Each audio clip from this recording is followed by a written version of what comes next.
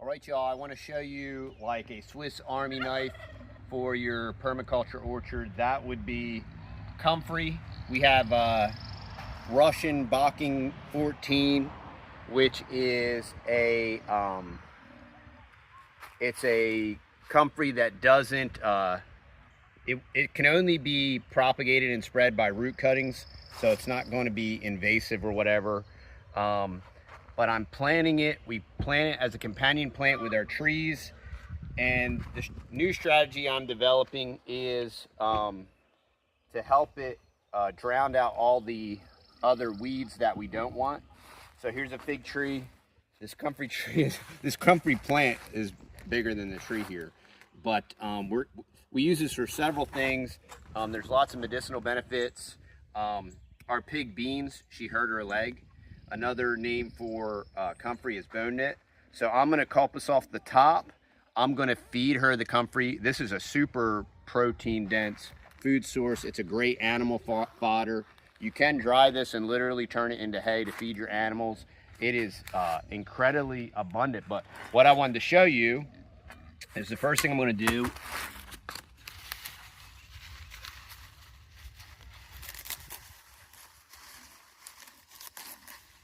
First thing I'm gonna do is take the top off, and then I'm gonna feed that to Beano because she's limping. I don't know what she did. She's ornery. All right, Beans, this is gonna fix your boat. Here you go, girl. Here you go,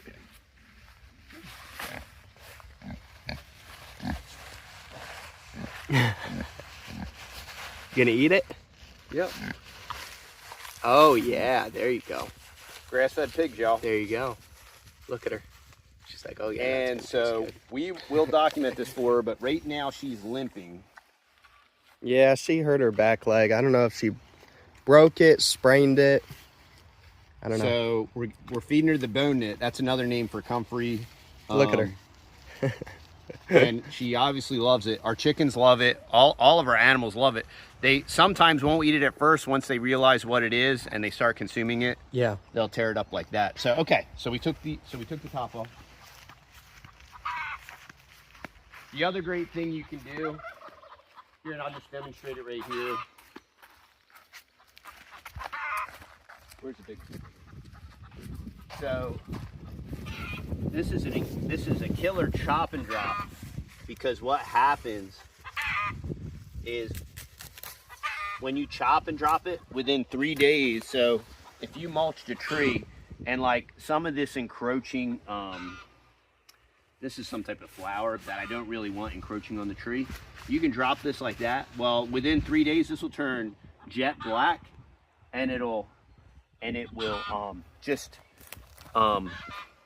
it'll mulch out these weeds. It'll block them out, and that black footprint will just, yeah, it's an incredible mulch that continues to grow back. You can already see I took out these comfreys and I've already propagated them. So now I'm going to dig this one up here. And our goal is with our comfrey this year is we want this to add this as a component to the food forest in a box. So next year, the Bocking 14 should be in there. But this one's a big O, y'all. Yeah, you don't want to break off any of the roots. You want it. The roots are what you want. That's where you get what you need. And not just the roots, I'll show you. Oh boy, she's in there. You might have to go from the other side. Yeah.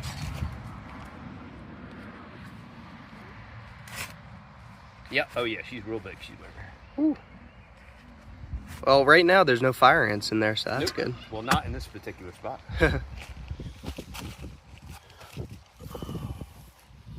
Oh man. I think the roots are over there. Yeah, there you go. See, so this root that broke off, it's highly likely that another comfrey plant's gonna pop up right there. Woo. Man, there's more roots over there too. Wow, that's incredible. So if you leave the roots in the ground, they will come back. Okay, so now you just want to clean this up. I don't want to harvest any of my awesome soil here. This is doing like 2 or 3 things. You know, one, you're seeing what the comfrey does to the soil. It just breaks it up and and it makes it nice and fluffy. And then what you're left with are these awesome roots. And then, oh, I need a pair of pruners. Cut off my roots. And you can divide up these roots in like 2 and 3 inch segments. And I'm gonna show you what happens when you do this. Right there.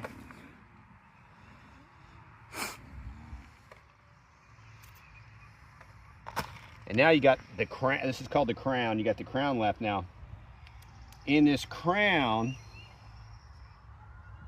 there's about 3 or 4 plants, but if I want them to grow back real quick, if I just divide this in half. Need to get you a Bowie knife. There you go. So you just divide that crown in half. Put it back in the fluffy soil. I'm gonna put this right back where it was, basically. And now, that comfrey plant will come back. Right there. I now have another comfrey plant along with these cuttings. The one thing also that we learned is that comfrey needs a lot of water, though, too. Yes. For it to survive. Which is why I put it in these beds here. So, to propagate, you're going to cut these in 3-inch sections and then just plant it an inch below the soil. So what I'm going to do now is I'm going to take you to where I just did this 2 months ago, and I'm going to show you. Are they coming up? Oh yeah. Oh, that's awesome. Yeah, so take you back out front here. Okay, so fast forward 2 months, and now we have a very large comfrey plant here that I can, that's getting ready to flower. Comfrey produces a very beautiful flower that will then produce a seed, and you can propagate it from seed, but it just takes a lot longer. And very likely today, I'm gonna culpus the tops off of these. I'll probably feed it to the chickens, and then I'm gonna divide up the roots and the crowns, and I'm gonna keep doing this.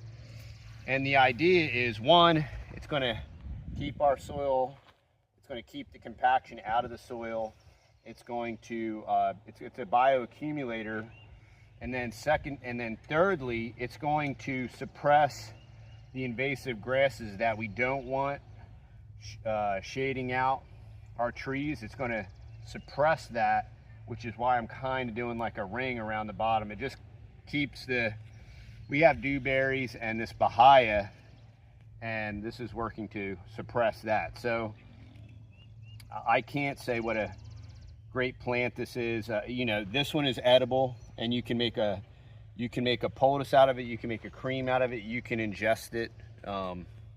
It's very good for you, and it is a Swiss Army knife for your permaculture orchard, and Lord willing, it will be in next fall's Food Forest in a Box.